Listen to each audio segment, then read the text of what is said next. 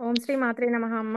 గురువుగారికి మన పీఠానికి పాదాభివందనాలు.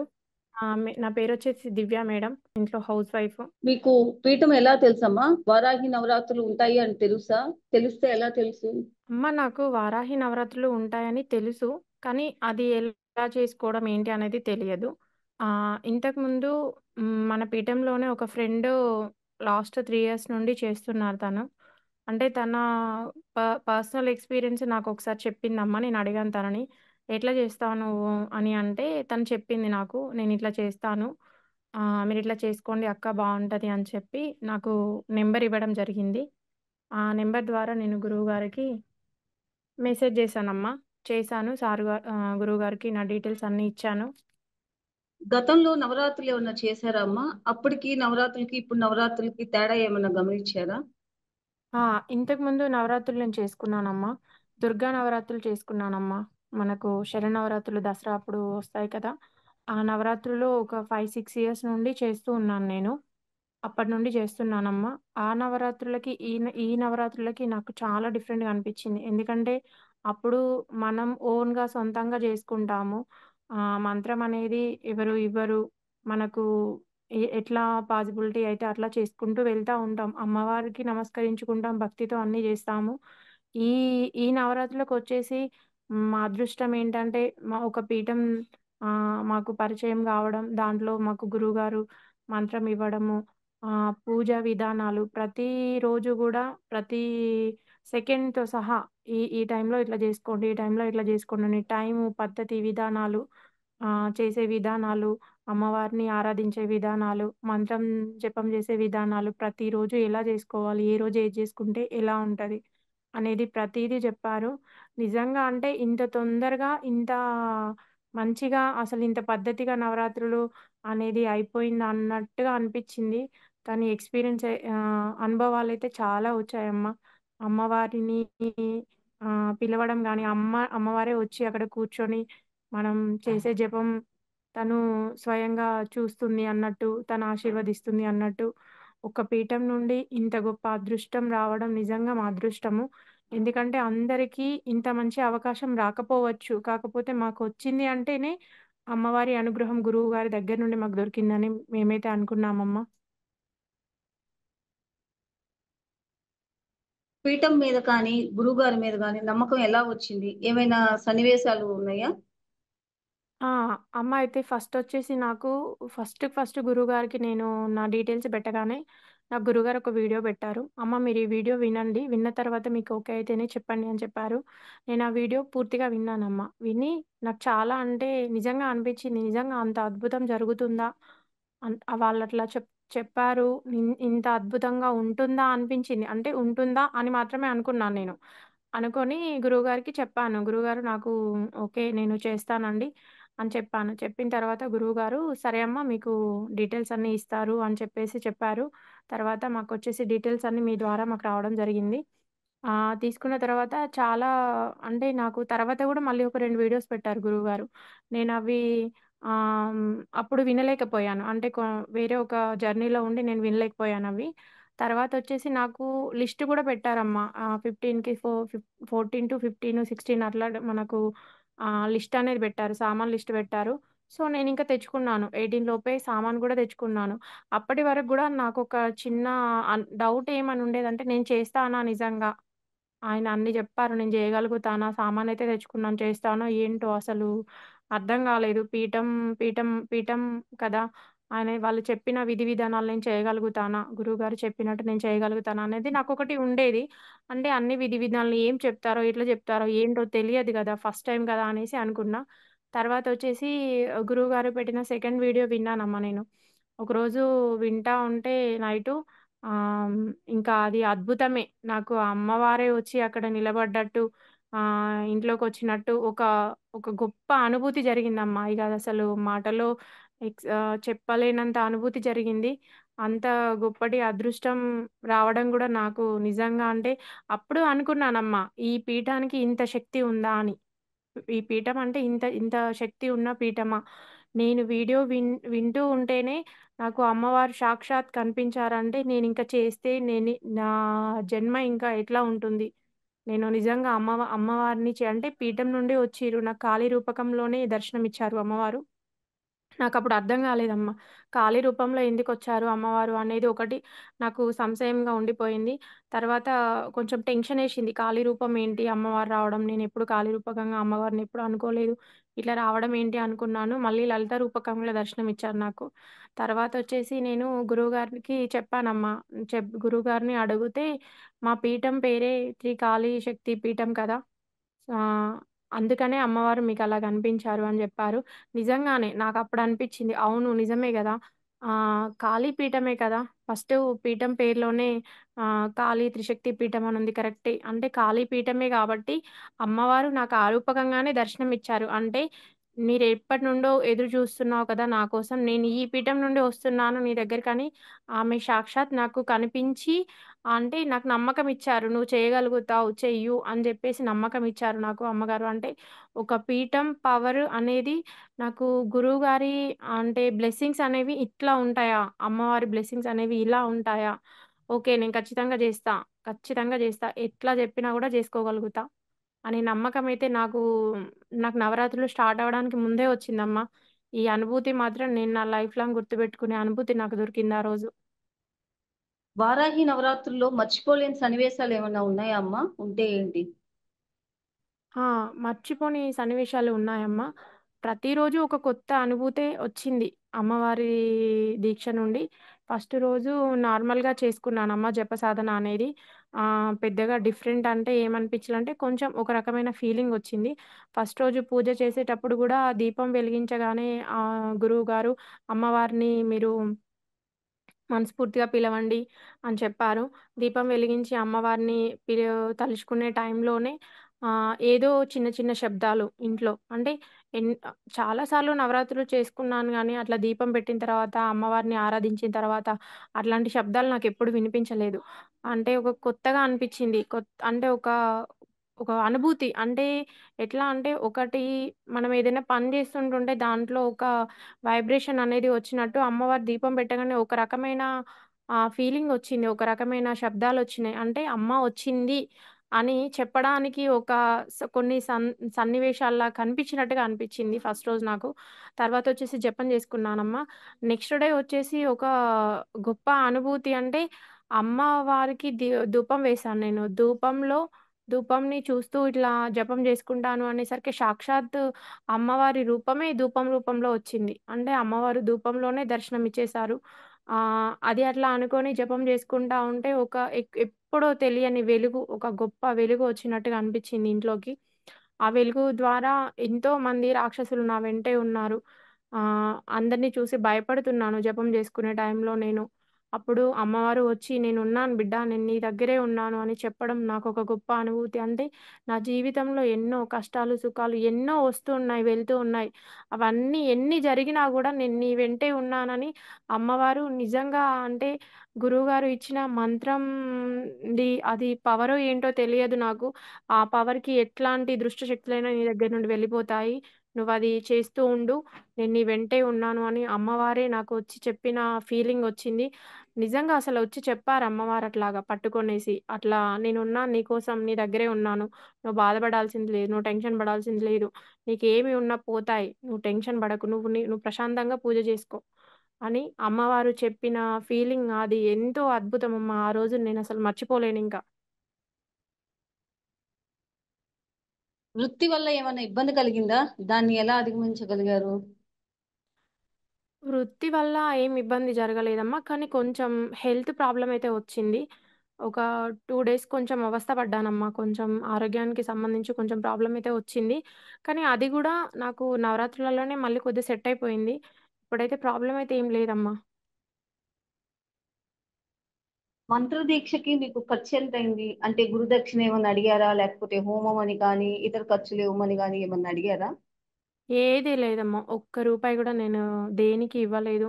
నన్నసలు దేనికి ఇవ్వమని గాని అడగలేదు. అసలు దీనికింత అమౌంట్ అని గాని ఏది చెప్పలేదమ్మా. ప్రతీది గూడా గురువుగారు చెప్పారు. మేము పూజకి కావాల్సిన సామాను తెచ్చుకున్నాం, పూజ చేసుకున్నాం తప్ప ఎవ్వరికీ ఒక్క రూపాయి గూడా ఇవ్వలేదమ్మా. గురువుగారు ఎప్పుడు అంటూ ఉంటారు, చెప్పినట్టు చేస్తే ఉండండి లేదా వెళ్ళిపోండి అని అంటారు కదా. ఆ మాట విన్నప్పుడు ఎలా అనిపించేది? అంటే అది కూడా మన మంచికే కదా! అంటే గురువుగారు ఒక పద్ధతి, విధానం చెప్తా ఉన్నారు. ఆ పద్ధతి చేసుకుంటే మనకు మంచిది. అందరికీ మంచిది. అలా చెయ్యకపోతే మనకేదైనా నష్టం జరిగితే అది గురువుగారు బాధపడతారేమో అని నాకర్థమైంది. అంటే నేను చెప్పిన పద్ధతి వాళ్ళు చేయకపోతే వాళ్ళకేమైనా నష్టం జరిగితే అది నేను చెప్పినందుకే నేను చెప్పింది వాళ్ళు వినకపోవడం వల్లనే ఆయన బాధపడకూడదు. అందుకని మనకిలా జెప్తున్నారు. మనం కష్టపడ్డం గూడా గురువుగారికి ఇష్టం లేదు. అంటే గురువుగారు చెప్పిన విధి విధానాలు చేయడం మంచిది అని నాకనిపించింది. గురువుగారు సమయం అంటే సమయమే. ఈ పద్ధతి మంచిదేనా? దీని గురించి మీ ఉద్దేశం అంటే సామాను లిస్ట్ ఇచ్చినప్పుడు గాని, అది డెడ్ లైన్ పెడతా ఉంటారు కదా. అట్లాంటి సమయ అవును. పాలన ఆ పద్ధతి ఎలా హ్మ్. అనిపించింది మీకు? ఆ పద్ధతి అనేది చాలా మంచిగా అనిపించిందమ్మా. ఎందుకంటే, ఒక టైము, పద్ధతి ఏం లేకుండా చేస్తే మనకు కూడా కొంచెం కేర్‌లెస్ ఉంటది. ఎందుకంటే, ఈ టైం లేదు, పద్ధతి లేదు, నేను తెచ్చుకోవచ్చులే, చేసుకోవచ్చులే అని ఒకటి తీరా ఆ టైంకొచ్చేసరికి ఆ సామాను మనకు దొరకకపోవచ్చు. అట్లా గాకుండా గురువుగారు ఒక టైం పెట్టారు. ఈ టైం వరకి మీరు సామాను మొత్తం తెచ్చుకొని నాకు ఫోటో పెట్టాలి ఖచ్చితంగా అట్లా అయితేనే ఓకే అని పెట్టారు. నాకైతే ఆ పద్ధతి చాలా నచ్చింది. ఎందుకంటే, ఏదైనా దొరకకపోయినా, ఏదైనా చేసినా ముందుగానే మనం అలర్ట్ అయ్యి ముందుగానే తెప్పించుకొని పెట్టుకుంటాం. అంటే పూజ చేసేటప్పుడు మనకు బయటకు ప్రతి దానికి తిరగాల్సిన అవసరం ఉండదు. అన్నీ మన దగ్గరే ఉంటాయి గాబట్టి, మనం గురువుగారు చెప్పిన వెంటనే చకచకా పూజ చేసుకోవచ్చు అని నాకైతే మంచిగా అనిపిచ్చిందమ్మా. ఆ పద్ధతయితే నాకు చాలా నచ్చింది. అంత గట్టిగా, కరాకండిగా గురువుగారు చెప్తూ ఉంటే ఇక్కడ ఉండగలనా అనిపించిందా? ఉండగలనా అని ఏం అనిపించలేదు. కానీ అట్లా చెప్పితేనే కదా మనకు కూడాము విధి విధానాలు అనేవి తెలిసేది. ఇప్పుడు ఒక దగ్గర ఏదో హోమమో, పూజనో వెళ్తే వేలు, లక్షలు పెట్టి చేయించుకుంటున్నారు ఒక్కొక్కరు. అట్లాంటి దగ్గరే లేటొచ్చారని, అట్లొచ్చారని చాలా అంటారు. అట్లాంటప్పుడు గురువుగారు మనకెంతో సమయాన్ని ఇచ్చి, మనకు ఇంకొకరు చెప్పుకుంటూ వెళ్ళడం అనేది చాలా కష్టం. ఆయన డిస్టర్బ్ అవ్వకూడదు, మనం డిస్టర్బ్ అవ్వకూడదు. అందుకని ఆయన ఒక టైం పెట్టారు. ఆ టైం ప్రకారం వెళ్తే మనకే కదమ్మా అన్ని రకాల మంచి ఫలితాలు వస్తాయి. అసలు డిస్టర్బెన్స్ అనేది లేకుండా కదా మనం పూజ చేసుకుంటాము. నాకైతే ఆ టైము, పద్ధతి అవన్నీ చాలా బాగా అనిపించినాయి. ఒక్కొక్కసారి గురువుగారు అనేవాళ్ళు, "మీరేదైనా తప్పు చేస్తే, అట్లా చేస్తే నేను రిమూవ్ చేసేస్తా మిమ్మల్ని" అంటే ప్రతి క్షణం అనుకునేదాన్ని, "అమ్మో! నేనేం పొరపాటు చేయకూడదు, నేనేం పొరపాటు చేయకూడదు." అంటే పొరపాటు చేస్తే గురువుగారికి కోపమొస్తది. నేనేం చేయకూడదు. నేను అంటే ఎప్పుడూ గూడా ఒక యాక్టివ్‌లో ఈ పూజ చేసుకోవాలి, ఇట్లా జేసుకోవాలి, ఇట్లా జేసుకోవాలి నా అటు. సో, ఈ టైం అనేది నాకుంది. ఈ టైంలోగా నేను కంప్లీట్ జేసుకోవాలి. కంప్లీట్ జేసుకున్నాక నా పని నేను జేసుకుంటాను. తర్వాత గురువుగారు చెప్పినప్పుడు మళ్ళీ ప్రాసెస్ స్టార్ట్ జేసుకోవచ్చు అనేసి ఒక టైమ్ సిస్టమ్ అయితే నేనైతే బెట్టుకున్నానమ్మ ఇంక. ఓకే. సాధకులకు లీడర్స్ ని పెట్టడం మంచిదేనా? పీఠం సాధకులకు మీకు ఎలా సహాయపడ్డారు? సాధకులైతే నాకు చాలా హెల్ప్ అయ్యారు. ఎందుకంటే ప్రతీదీ గురువుగారితోనే మనం డిస్కషన్ చేయలేం గదా! కొన్ని విషయాలు గురువుగారికి చెప్పడానికి గురువుగారు అందుబాటులో ఉండకపోవచ్చు. ఎందుకంటే పూజలో ఉంటారు గాబట్టి. సాధకుల్ని పెట్టడం అయితే చాలా మంచిగా అనిపిచ్చింది. ఎందుకంటే ఏదైనా డౌట్స్ ఉన్నా, కొన్ని ఏవైనా అడగాలి అనుకున్నా వాళ్ళకి వెంటనే కాల్ చేసి అడగడం గానీ, ఏదైనా దొరక్కపోయినా మాకిది దొరకట్లేదని చెప్పడం గానీ, ఇట్లాంటివి గానీ వాళ్ళ ద్వారానే పాసిబుల్ అయిందని నాకనిపిచ్చింది. ఎందుకంటే వాళ్ళే లేకపోతే అసలు గురువుగారిని ప్రతీదీ అడగలేము. ఒకవేళ అడుగుదాము అనుకునే టైంలో గూడా గురువుగారు బిజీగా ఉండొచ్చు. ఇంతమందికి సమాధానం ఇచ్చే పరిస్థితిలో ఉండకపోవచ్చు. కాబట్టి సాధకుల్ని పెట్టడంలో మట్టుకు చాలా హెల్ప్ అయింది మాకు. చాలా అంటే చాలా హెల్ప్ జేశారు వాళ్ళు. పీఠం కాళీ అమ్మవారి లోగో ఫోటో చూసారు గదా! ఏమన్నా చెప్తారా దాని గురించి?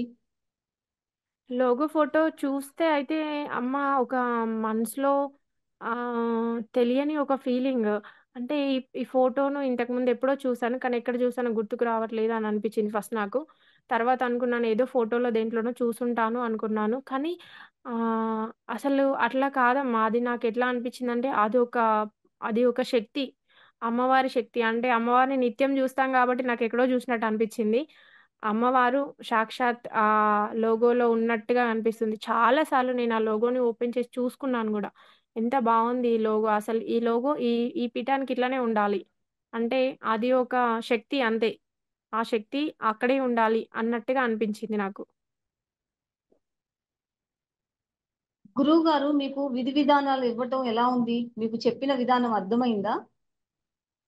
ఆ! నాకు గురువుగారు నేను ఏ ప్రాబ్లమొచ్చినా కూడా గురువుగారికి చెప్పాను. గ్రూప్‌లో గాని కొన్ని విషయాలు పర్సనల్‌గా షేర్ చేయమన్నారు. అట్లా కూడా అంటే ఏదైనా ప్రాబ్లమ్ ఉంటే పర్సనల్‌గా చేయండన్నారు. చేశాము. ఎప్పుడు చేసినా గూడా గురువుగారు ఒక టైం జెప్పారు. నేను ఈ టైంకి మీకు ఆన్సర్ ఇస్తానని. ఆ టైంకి ఆన్సర్ ఇచ్చారు. గురువుగారు చెప్పిన ప్రతీదీ గూడా నాకైతే క్లియర్‌గా అర్థమైంది. అందులో అర్థం గానట్టుగా ఏం చెప్పలేదు. ఒకవేళ అర్థం గాకపోతే మళ్ళీ అడగండని జెప్పారు. అడగడంలో తప్పు లేదని గూడా జెప్పారు. ఎందుకంటే అర్థం గాని విషయాన్ని అడిగి తెలుసుకోవడం మంచిది. మీకు అర్థమైన విధంగా చేసుకునే కంటే అర్థం అయ్యేంత వరకు అడగడం మంచిదని జెప్పారు. కానీ ప్రతిసారి గూడా ఫస్ట్ టైమ్ చెప్పగానే అర్థమైపోయిందమ్మా. అందులో అర్థం కానట్టుగా అయితే ఏం చెప్పలేదు. గురువుగారు క్లియర్‌గానే జెప్పారు ప్రతీది గూడా. ఓకే. మంత్ర ఉచ్చారణ గురించి మీకేమన్నా అనుభవం ఉందా ఇదివరకి? మంత్ర ఉచ్చారణ అనేదంటే నేనైతే రెగ్యులర్‌గా అమ్మవారి జపమైతే చేసుకుంటాను ప్రతిరోజు. కానీ జపం చేసుకోవడం విధానం వేరు. గురువుగారు చెప్పిన మంత్రం చేయడం మాత్రం చేసేటప్పుడు మాత్రం ఒక తెలియని ఒక పవర్ మన దగ్గరొచ్చి కూర్చుంది. ఒక అమ్మవారి దగ్గర మనం వెళ్లి కూర్చున్నాము. ఇది చేస్తే మనకెలాంటిది ఉండదు అనేది ఒక వైబ్రేషన్ లాగా అయితే నాకు చాలా అనిపిచ్చిందమ్మా. ఆహ్, అసలు అంటే గురువుగారు ఒక్కొక్కరికి ఒక్కొక్క మంత్రం ఇస్తారు గదా! అది నాకంత పాజిబిలిటీగా అంత సూట్ అయ్యేటట్టు ఇవ్వడం అనేది నిజంగా నాకు అదృష్టమే అనిపిచ్చింది. ఒక గురువుగారి దగ్గర నుండి నేను ఇంత అద్భుతమైన మంత్రాన్ని గురువుగారి దగ్గర నుండి తీసుకోవడం, నేను జపం చేయడం వల్ల అమ్మవారు నాకు దర్శనం ఇవ్వడం గానీ, నా జీవితంలో జరిగిన కొన్ని సమస్యలు గానీ, ముందు ముందు జరగబోయి ఇంకెన్నో పరిష్కారాలు ఇంకెన్నో సమస్యలకు పరిష్కారం ఇస్తుంది అమ్మవారు నాకు అన్నట్టుగా కనిపించింది. నిజంగా మంత్రం ఇచ్చిన దాని విషయంలో మాత్రం గురువుగారికి ఏమిచ్చినా, ఏం చేసినా గురువుగారు రుణం తీర్చుకోలేము. ఎందుకంటే గురువుగారు డబ్బు మాత్రం ఇక్కడ ఎప్పుడూ ఆశించలేరు. ఓన్లీ మీరు చేసుకోండి చెప్తాము. చేసేవాళ్ళు ఎంతమందున్నా చెప్పడానికి మేము రెడీగా ఉన్నాం అన్నట్టుగానే చెప్పారు గానీ, నేను జపం ఇచ్చినందుకు కానీ, నేను ఉపదేశం ఇచ్చినందుకు కానీ, నాకింత ఇవ్వాలి, అంత ఇవ్వాలి అని ఏమీ అనుకోలేదు. కానీ ఒకటైతే అనుకున్నా అమ్మ నేను, ఆయనకు నేనేదైనా రుణం తీర్చుకుంటాను అంటే గురువుగారు చెప్పిన ప్రతి పూజా విధానాన్ని నేను గురువుగారు చెప్పిన టైంలోపు కంప్లీట్ జేసుకోవడం, ఆయన చెప్పిన మంత్రాన్ని నేను నిష్టగా చేయడమే ఆయనకి నేనిచ్చే గురుదక్షిణ అనుకున్నానమ్మా. ఎందుకంటే వాళ్ళు ఊ గురువుగారు మన దగ్గర నుండి ఆశించింది కూడా అంతే. నేను చెప్పిన విధి విధానాల ప్రకారం మీరు పూజ చేసుకుంటే అంతకు మించి నాకేమీ వద్దమ్మా. మీరు బావుంటే చాలు, మీరు బాగుపడితే చాలు అనన్నారు. అదే నాకు అనిపించింది. మనం బావుండి, మనం మంచిగా అయితేనే గురువుగారికి నేను గురుదక్షిణ ఇచ్చినట్టు. ఎందుకంటే ఆయనిచ్చిన మంత్రాన్ని నేను యూజ్ చేసుకునే విధి విధానాలని బట్టే కదా! నాకు కూడా మంచి జరిగేది. నాకు మంచి జరిగింది అంటే ఆయనిచ్చింది ఆయనకు చాలా సంతోషంగా ఉంటుంది అనేది నాకనిపించింది. ఆన్‌లైన్‌లో ఇచ్చిన మంత్రాలకు శక్తి ఎలా వస్తుంది అని అనుకునే వారికి మీ సమాధానం చెప్తారా? ఎందుకంటే మీకు ఆన్‌లైన్‌లోనే కదా మంత్రం ఇచ్చింది. ఆ శక్తి అవును. మీరు అనుభవించారా? చాలా అనుభవించాను. అంటే ఆన్‌లైన్, ఆఫ్‌లైన్ అని కాకుండా ఆన్‌లైన్‌లో ఎక్కడ ఇచ్చినా గురువు అనే వారి ఆశీర్వచనము, చేసుకునే వాళ్ళ అదృష్టము, ఏదైనా గూడా అదృష్టం అనేది ముఖ్యంగా ఉంటుంది కాబట్టి, ఒక పీఠం నుండి రావడం ఆన్‌లైన్ అని మీరంటున్నారు. కానీ నాకది ఆన్‌లైన్‌గా వచ్చినట్టు అనిపించట్లేదు. నా గురువుగారి దగ్గరికెళ్ళి తీసుకున్నట్టుగానే అనిపించింది. నాకు ఆన్‌లైన్‌లో ఇచ్చారు. దానికి పవర్ ఉంటుందా అంటే గురువుగారు అమ్మవారిని ఎంతో పూజిస్తున్నారు. ఆయనకి అమ్మవారు ఆన్‌లైన్‌లో కాదు, ఎలా అయినా ఇచ్చే శక్తి ఇచ్చింది అనేసి నేను నమ్మానమ్మా. ఎందుకంటే ఆన్‌లైన్‌లో నాకిచ్చినా కూడా నాకు ఎంతో అనుభూతినిచ్చింది ఆ మంత్రం అనేది. నాకు చేసే విధానంలో కానీ, చేసుకునేటప్పుడు గానీ నాకేమీ అనిపించలేదు. గురువుగారు మాకిచ్చారు, మేము చేసుకుంటున్నాము అంతే అని అనిపించింది. తామర గింజలు వాడమని చెప్పారు కదా! ఎలా అనిపిచ్చింది? తామర గింజలు అనేది సాక్షాత్ అమ్మవారి స్వరూపము. ఆహ్, అందుకోసమే ఇచ్చారు. అమ్మవారు గింజల్లో కూర్చున్నారు అంటే తామర పుష్పంలోనే కూర్చున్నారు అని నాకనిపించింది. అంటే అవి పెట్టినంక అవి తామర గింజలు పెట్టి ఫోటో పెట్టగానే నాకొచ్చిన ఫీలింగ్ అమ్మ అది. తామర గింజలు పెట్టాను, అమ్మవారు కూర్చున్నారు అంటే, అమ్మవారు మా ఇంట్లో సాక్షాత్తు తామర పువ్వులోనే తను ఉంటది కాబట్టి, తను అట్లనే వచ్చి మా ఇంట్లో కూర్చుంది అనే ఒక గొప్ప ఫీలింగ్ అనిపించింది నాకు. అదైతే చాలా బాగా నచ్చేసింది నాకింక. గజ్జెలను అమ్మవారికి వాడటం ఎలా ఉందమ్మా? అమ్మవారు గజ్జెలు వాడడం అనేది గజ్జెలు వాడాము మనము. గజ్జెల మాల వేసి అమ్మవారికి దీపారాధన చేయగానే నాకు అమ్మవారు ఇంట్లో నడుస్తున్నట్టుగా అనిపిచ్చింది.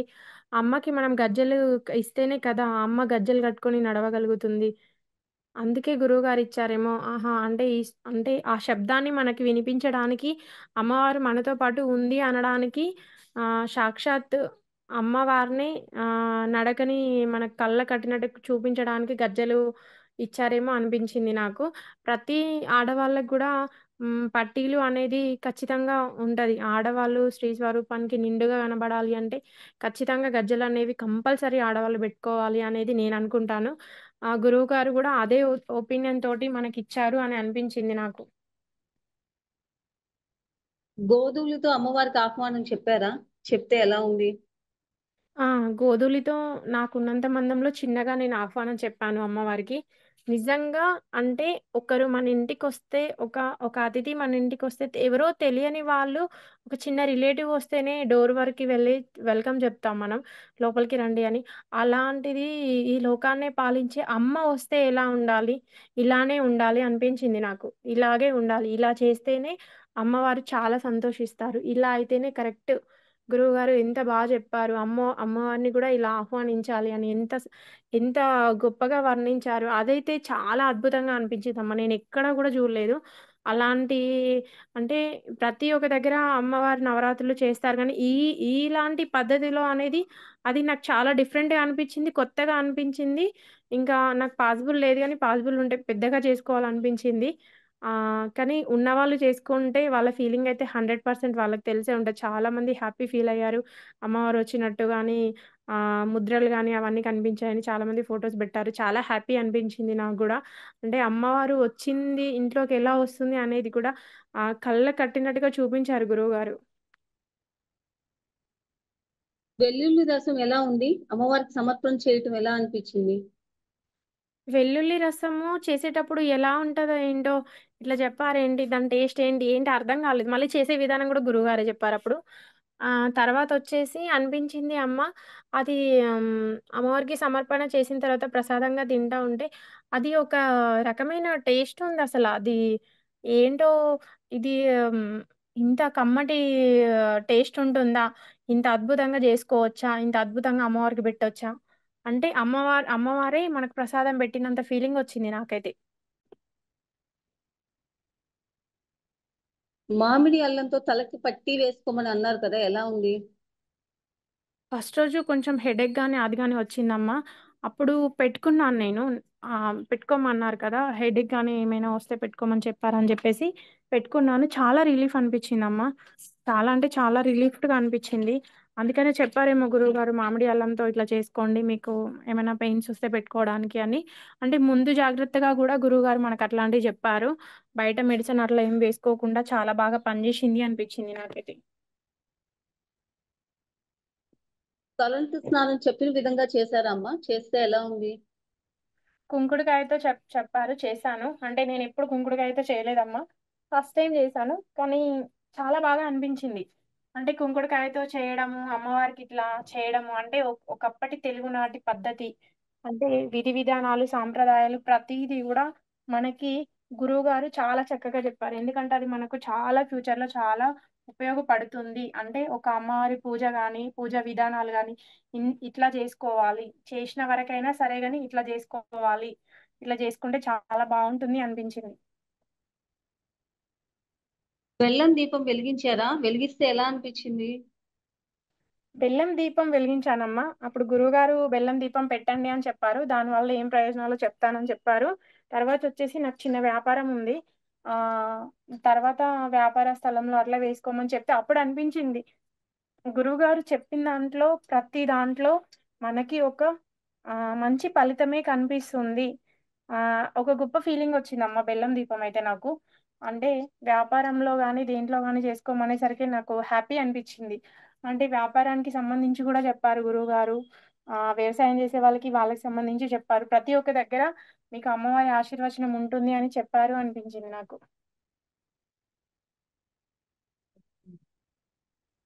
కూరగాయల సలాడు చేశారు కదమ్మా, అది హ్మ్. తిన్న తర్వాత ఎలా అనిపించింది మీకు? ఆ! కూరగాయ సలాడ్ మాత్రం డిఫరెంట్‌గా ఉందమ్మా. అంటే ఆహ్, నైవేద్యాలనేవి చాలా చేస్తారు. పిండి వంటలు గానీ అట్లా జేస్తారు. ఈ సలాడ్ అనేది మాత్రం చాలా డిఫరెంట్‌గా అనిపిచ్చింది నాకు. అమ్మవారి ప్రసాదం తీసుకుంటే గూడా ఒక గొప్ప ఫీలింగ్ అమ్మా. గురువుగారు చెప్పిన ప్రతి ప్రసాదంలో కూడా తింటా ఉంటే అసలు ఎప్పుడు తినని ఒక గొప్ప రుచి తిన్నట్టు, అమ్మవారే వచ్చి అక్కడ మనకు అమ్మవారే తీసుకొని మనకి పెట్టినట్టు, అదేదో ఒక గొప్ప ఫీలింగ్ లాగా అనిపిచ్చింది నాకు. అమ్మవారికి పంచామృత అభిషేకం చేయటం ఎలా అనిపించింది? చాలా అమ్మ. ఎప్పుడైనా చేసుకుంటూ ఉంటాను. కానీ ఈ నవరాత్రులలో పంచామృత అభిషేకం చేసేటప్పుడు అమ్మవారికి ఏదో తెలియని నాకు కొంచెం డిఫరెంట్‌గా అనిపిచ్చింది. కొంచెం ఎట్లా అంటే ఒక హ్యాపీనెస్ అనిపిచ్చింది. అమ్మవారికి అభిషేకం ప్రతిసారి చేసుకుంటానే నేను. నాకెందుకిట్లా అనిపించలేదు అని చాలా ఆలోచించాను నేను. ఎందుకు ఇట్లా ఇంత మంచిగా అనిపిస్తుంది అని చాలా అనిపించిందమ్మ. గురువు గారు మీ జపం అయ్యాక అనుభవాలకి వివరణ ఇస్తున్నారు కదా, ఎలా ఉంది? వాటిలో మీకు ఏమైనా చెప్పుకోదగ్గ విశ్లేషణ ఉందా? ఆ! చాలా అమ్మ. అదైతే మట్టుకు గురువుగారు అంటే మనకొక ఏదైనా కనిపిస్తే మనం ఒకలాగా అనుకుంటాం. అంటే ఇది కనిపించింది మంచేనో, చెడేనో అనే ఒక డిప్రెషన్‌లో ఉండిపోతాం. అది ఏంటి అనేది మనకు అర్థం గాదు. కానీ ప్రతీదీ గూడా గురువుగారు మీకేమైనా అనిపిస్తే చెప్పండి నేనని తను చెప్పారు. ప్రతి జపం రోజు అప్డేట్ ఇచ్చాము. జపం అయిపోయిన తర్వాత. మా ప్రతి అనుభవానికి ఒక అర్థం ఉంది. ఆ అర్థాన్ని మాకు క్లియర్‌గా జెప్పారు. అప్పుడు అనిపిచ్చింది. ఇది నిజమే గదా! గురువుగారు జెప్పింది. నిజంగా మనకిలానే జరిగింది. అందుకే మనకలా అనిపించింది గురువుగారు జెప్పారు. ఒకవేళ గురువుగారు గిట్ట మన అప్డేట్‌కి ఆన్సర్స్ ఇవ్వకపోతే మన మనసులో చాలా ప్రశ్నలు ఉండిపోయేవనిపిచ్చింది. నాకైతే చాలా అనిపించింది. ఒకవేళ గురువుగారు నాకు సమాధానం ఇవ్వకపోయుంటే, నాకు అప్డేట్ ఇవ్వకపోయుంటే, నేనెన్నో ప్రశ్నలు నా నా నా బ్రెయిన్‌లో పెట్టుకునేదాన్ని అనిపించింది నాకు. మీకు మంత్రదీక్షకి ముందు కానీ, మంత్రదీక్షలో కానీ వచ్చిన పరీక్షలు ఏమన్నా ఉన్నాయా? అంటే నవరాత్రులు చేయటం కోసం పరిస్థితులు అనుకూలత లేకపోవటం అలాంటివి. ఫస్ట్‌లో అయితే ఏం లేవమ్మా. మధ్యలో మాత్రం కొంచెం జపం చేసేటప్పుడు కొన్ని కొన్ని డిస్టర్బెన్స్‌లు జరిగాయి. అంటే కొంచెం హెల్త్‌కి సంబంధించి నాకు కొంచెం డిస్టర్బెన్స్ అయింది. అంతకు మించి నాకు జపం జేయడానికి గానీ, దానికి గానీ ఎట్లాంటి డిస్టర్బెన్స్ అయితే జరగలేదు. జప సాధన మొత్తం మీద ఎంతసేపు చేశారమ్మా? 45 మినిట్స్ నుండి 1 అవర్ వరకి చేశానమ్మా. జపం చేస్తూ ఉంటే మీకు ఎలా అనిపిస్తూ ఉండేది? కొందరికి జప సాధన మొదలు పెట్టగానే ఇంట్లో ఇబ్బందులు, ఆరోగ్యం బాగోలేకపోవటం అలాంటివి వచ్చి ఉంటే, ఆ సమయంలో మీకేమనిపించింది? మీ నాకు ఉద్దేశం ఏంటి? డిస్టర్బెన్సెస్ అయితే ఏం జరగలేదమ్మా. ఎట్లాంటి డిస్టర్బెన్సెస్ జరగలేదు. కానీ మధ్యలో ఒక 2 డేస్ మాత్రం ఆరోగ్యం కొంచెం ప్రాబ్లమ్ అయింది. కానీ తర్వాత జపం చేసుకునేటప్పుడు మాత్రం ఇంట్రెస్ట్ పెట్టలేకపోవడం, అట్లాంటి డిస్టర్బెన్స్ లాగా ఏం అనిపించలేదు. నార్మల్‌గా చేసుకున్నాను. అంటే మీకు మధ్యలో 2 డేస్ హెల్త్ బాగాలేదన్నారు కదా, అప్పుడు ఏమనిపించింది? ఆ సమయంలో జపం చేసినప్పుడు ఈ సాధనలో వచ్చింది కదా. జపం చేసుకునే అంత సేపు కూడా చాలా బాగా అనిపించిందమ్మా. నాకు మెడ నొప్పి, బ్యాక్ పెయిన్ వచ్చింది. మధ్యలో 2 డేస్ బాగా హెవీగా వచ్చింది. ఎప్పుడు లేనంత పెయిన్ వచ్చింది నాకు. హాస్పిటల్‌కెళ్ళాను, చూయించుకున్నాను. నార్మల్‌గా ఇచ్చారు. జపం చేసుకునే అంత సేపు, పూజ చేసుకునే అంత సేపు మాత్రం అస్సలు నొప్పి లేదమ్మా. తర్వాత నేను బయటికొచ్చిన తర్వాతే మళ్ళీ స్టార్ట్ అయ్యేది. 2 డేస్ గూడా నాకు కంటిన్యూగా అట్లనే స్టార్ట్ అయిపోయింది. పూజ స్టార్ట్ చేసుకునేటప్పుడు ఊకే అనుకున్నా, ఈరోజు పూజ చేసుకుంటానా నేను, నాకింత ప్రాబ్లమ్ ఉంది. కూర్చోవడానికే ఓపిక లేదు. జపం చేసుకుంటానో లేదా అని జెప్పేసి కూర్చున్నాను. అయినా గూడా జపం చేసుకున్నంత సేపు గూడా నాకు హెల్త్ అనేది సపోర్ట్ ఇచ్చింది. సో ఇలాంటి ఇబ్బందులు వచ్చినప్పుడు మీరు వాటిని ఎలా అధిగమించారు? నేనైతే ఇంకా అమ్మవారి మీద గురువు గారి మీదే ఆ, నమ్మకం పెట్టేశాను. ఏది ఉన్నా తగ్గిపోతుంది. ఫస్ట్లో కూడా చెప్పారు గురువు గారు, ఏదైనా ప్రాబ్లం అనిపించినా, ఏదైనా అవస్థ అనిపించినా భయపడకండి, ధైర్యంగా చేసుకోండి అని చెప్పారు.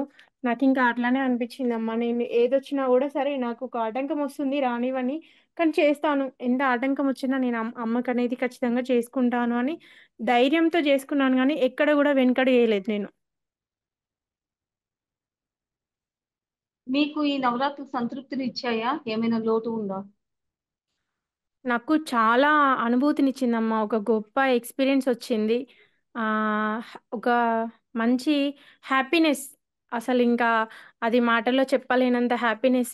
నిజంగా చెప్పాలంటే గురువు గారికి, పీఠానికి ఆ, ఇంత హెల్ప్ చేసిన మీకు కానీ, మాకు ఇచ్చిన సాధకులకు కానీ మేము చాలా రుణపడిపోయాము.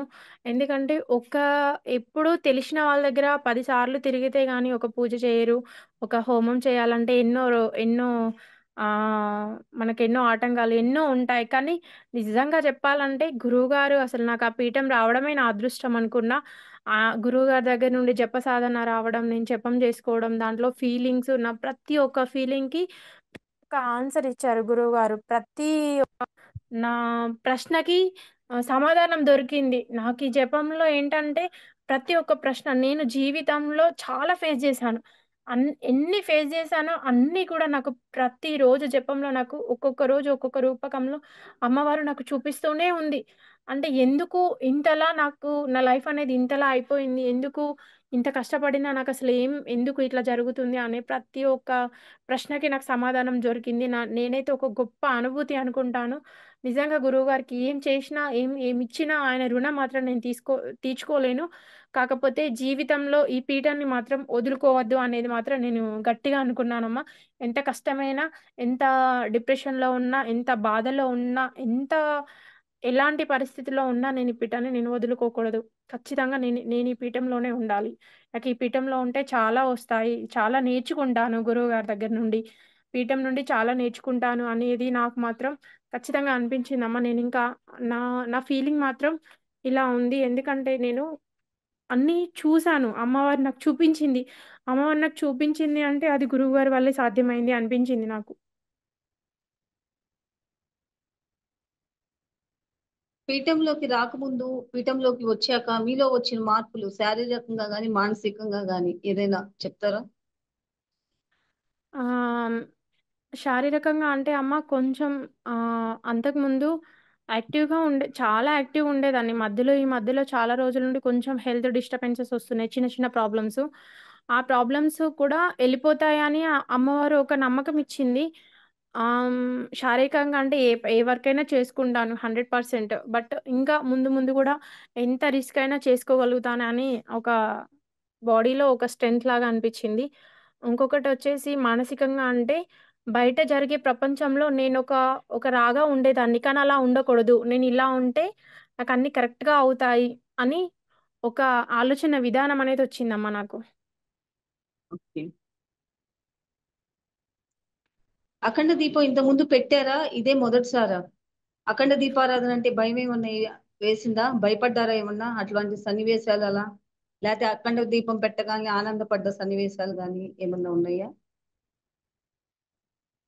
అహా! అట్లా ఏం లేదు. ఇదే మొదటిసారా మీరు అఖండ దీపం పెడతాం? లేదమ్మా. ఇంతకుముందు పెట్టాను. నేను అదే దుర్గా నవరాత్రులు చేసుకుంటున్నాను 5, 6 ఇయర్స్ నుండి. ఎవ్రీ ఇయర్ పెట్టుకుంటానమ్మా. ఎవ్రీ ఇయర్ అఖండ దీపం పెడతాను. నాకు అఖండ దీపం అంటే భయం గాని, అట్లా గాని ఏమి అనిపించలేదు. నార్మల్‌గానే అనిపించింది. ఇంతకుముందు చేసుకున్నాను కాబట్టి పెద్ద టెన్షన్ గాని, భయం గాని ఏమీ అనిపించలేదు నాకు. వారాహి నవరాత్రి మొదటి రోజు ఎలా జరిగిందమ్మా? అంటే వీడియో చూసి పూజ చేయటం అని ఏంటి అనుకున్నారా? అది ఒక గొప్ప అనుభూతి అనిపించిందమ్మా. ఏంటంటే మనం ఎలా చేసుకోవాలి అనేది గురువుగారు చేసి మనకు చూపించారు. ఎవరైనా చెప్తారు. కానీ గురువుగారు చేసి మరి చూపించారు. ఇట్లా చెయ్యాలి అనేది ఆయన చూపించడం నాకు చాలా బాగా నచ్చింది. ఎందుకంటే ఒక పూజా విధానాన్ని చెప్పడమే ఎక్కువ చేస్తారు గురువులు. ఇట్లా చేసుకోండి అని. కానీ ప్రతీది గూడా గురువుగారు చేసింది మనకు అప్డేట్ ఇస్తూ ఇట్లా చేసుకోండి. మీకు వీలైనంత వరకు ఇట్లా చేసుకోండి అని చూపించడం నాకు చాలా అంటే చాలా అద్భుతంగా అనిపించింది. గురువుగారు విధానం పేపర్‌లో గూడా ఇచ్చారు గదా! అది ఉపయోగపడిందా? చాలా ఉపయోగపడిందమ్మా. ఎందుకంటే చాలా సార్లు చూసిన విషయాన్ని 2 సార్లు చూసినా, 3 సార్లు చూసినా ఇంకొక కొత్త క్వెషన్ అనేది ఉంటది. దేని తర్వాత ఏది చేయాలి అనేది ఆలోచన అనేది ఇది చేశారు గానీ ఎట్లా చేశారు అనేది కొంచెం ఆలోచన ఉంటది. అంటే స్టెప్ బై స్టెప్ ఎట్లా జేసుకోవాలి. గురువుగారు ఇచ్చింది నాకైతే చాలా ఉపయోగపడింది. ప్రతిరోజు నేను దాన్ని చూసుకుంటూ చేసుకున్నాను. అంటే ఇట్లా జేసుకోవాలి. దీని తర్వాత ఇది జేసుకోవాలి. ఫస్ట్ ఈ పూజ చేసుకోవాలి. ఈ పూజ చేసుకున్న తర్వాత ఈ పూజ చేసుకోవాలి. దీని తర్వాత ఇట్లా జేసుకోవాలి. తర్వాత ఇట్లా నైవేద్యాలు సమర్పించాలి. తర్వాత జపం చేసుకునేటప్పుడు ఈ పద్ధతిని ఫాలో కావాలి అనేది గురువుగారిచ్చింది చాలా ప్రతిరోజు ఉపయోగపడిందమ్మ నాకు ఈ నవరాత్రులలో. అదే మీరు సొంతంగా ఈ నవరాత్రులు చేసి ఉంటే ఇబ్బంది లేకుండా పూర్తి చేసేవాళ్ళా?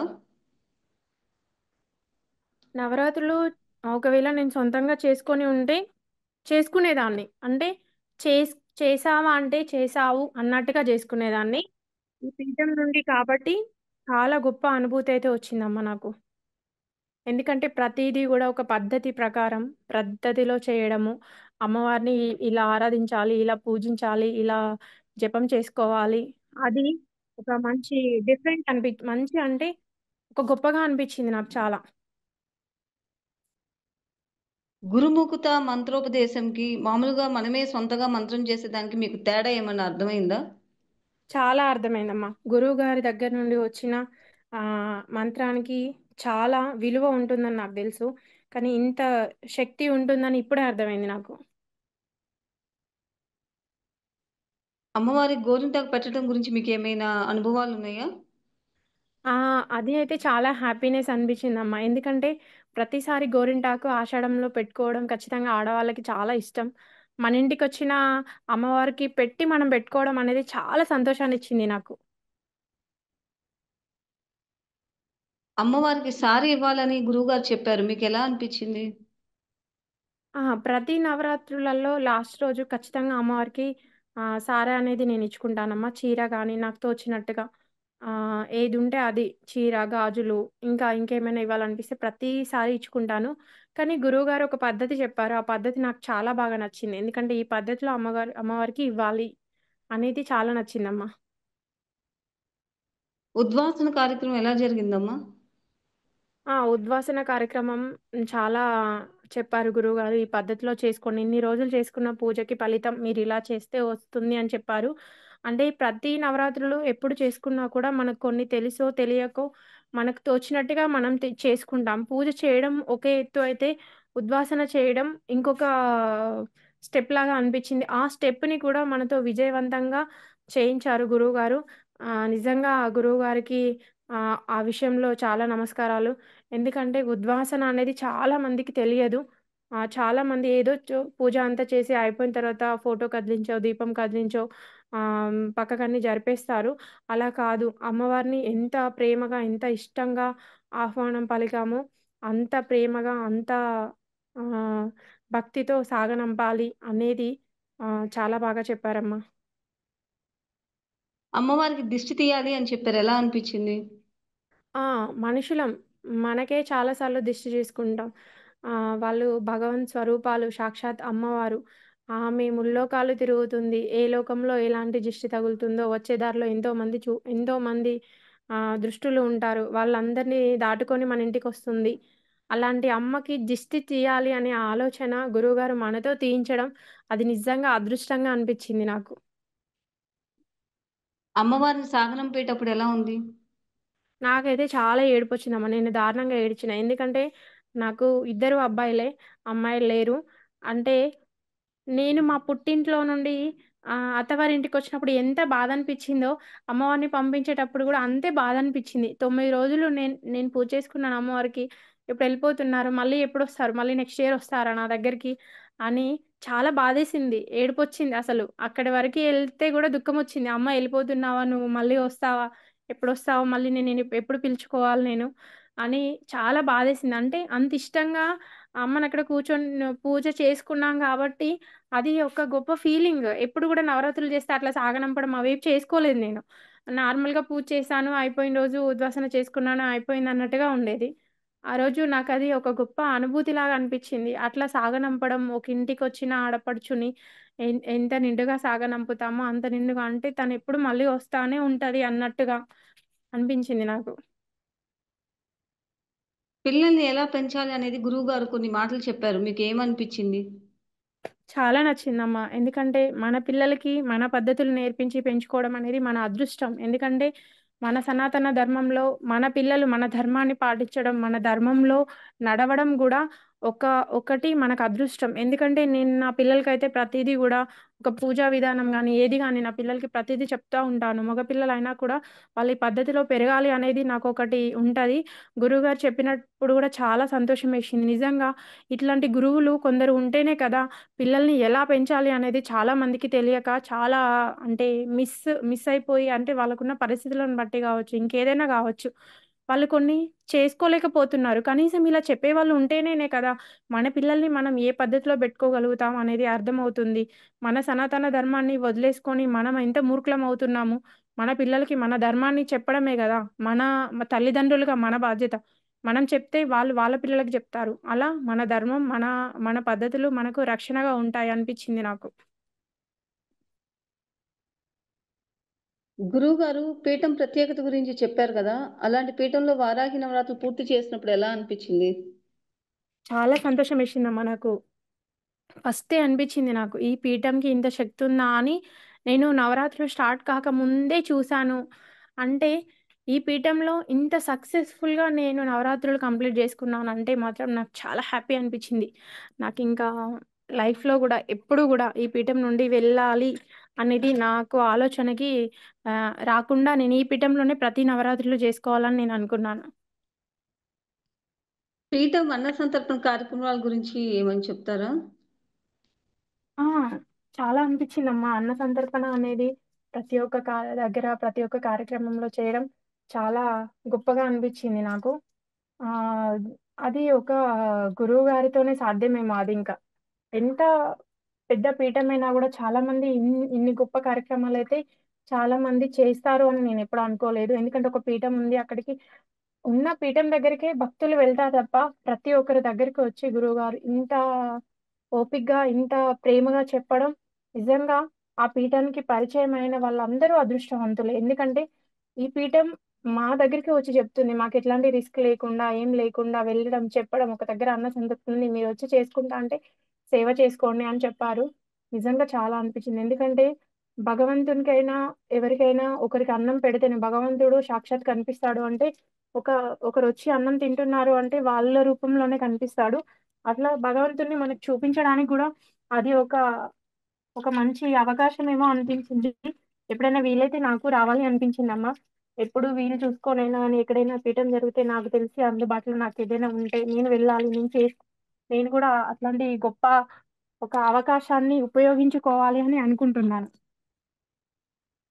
ఈ పీఠంలో నవరాత్రులు చేయటం వల్ల సనాతన ధర్మం గురించి గానీ, దేవతల గురించి గానీ కొత్త విషయాలు నేర్చుకున్నామని చెప్పగలరా?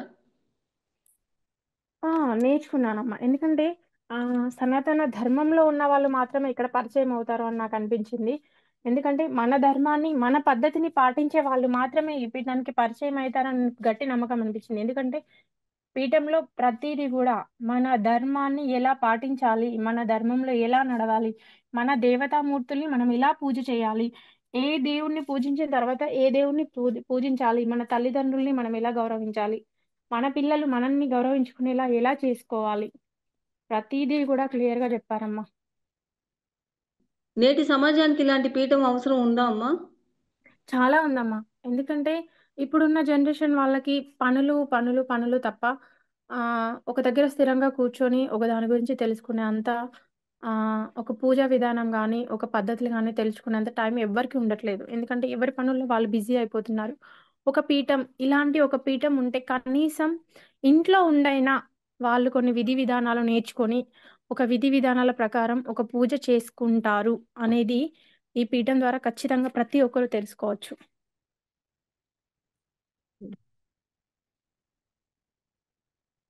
గురువుగారి సపోర్ట్ ఎలా ఉందమ్మా? చాలా బావుందమ్మా. చాలా అంటే గురువుగారు ప్రతి విషయాన్ని గూడా టెన్షన్ పడకుండా హ్మ్. ఒక రకమైన ఫీలింగ్ ఏం పెట్టుకోకండి. ఏదున్నా ధైర్యంగా జేసుకోండి అని చాలా ధైర్యం ఇచ్చారు గురువుగారు. అదైతే చాలా బాగా నచ్చేసింది. పీఠం గురించి గాని, పీఠం కార్యక్రమాల గురించి గాని ఏమైనా సలహాలు ఇస్తారా? సలహాలు అంటే సలహాలు అని ఏం లేదమ్మా. కాకపోతే గురువుగారు ఆల్రెడీ చాలా పద్ధతిగా, ప్రిపేర్డ్‌గా చాలా బాగా జేస్తున్నారు. అవి అలానే కంటిన్యూ జేస్తే చాలా బావుంటుంది అనిపించింది నాకు. నేనైతే ఒక్కటే చెప్పగలను అమ్మా ఎవరికైనా, మన పీఠం నుండి ఎవరు వచ్చినా కూడా ప్రతి ఒక్కరు, ప్రతి ఒక్కరికి ఆహ్, గురువుగారు ఒక మంచి పద్ధతులు మనకు చెప్తున్నారు. ఫస్ట్ నుండి కూడా టైమ్ ఫాలోయింగ్స్ కానీ, మనము తీసుకునే వస్తువులకు గానీ, పూజ సామానుకి కానీ, మనం ఎలా చేస్తే అమ్మవారు మనల్ని అనుగ్రహిస్తుంది, అంటే ఏ పద్ధతిలో మనం ఉండాలి, హిందూ సాంప్రదాయంలో ఉండాలి అనేది కూడా చెప్పారు.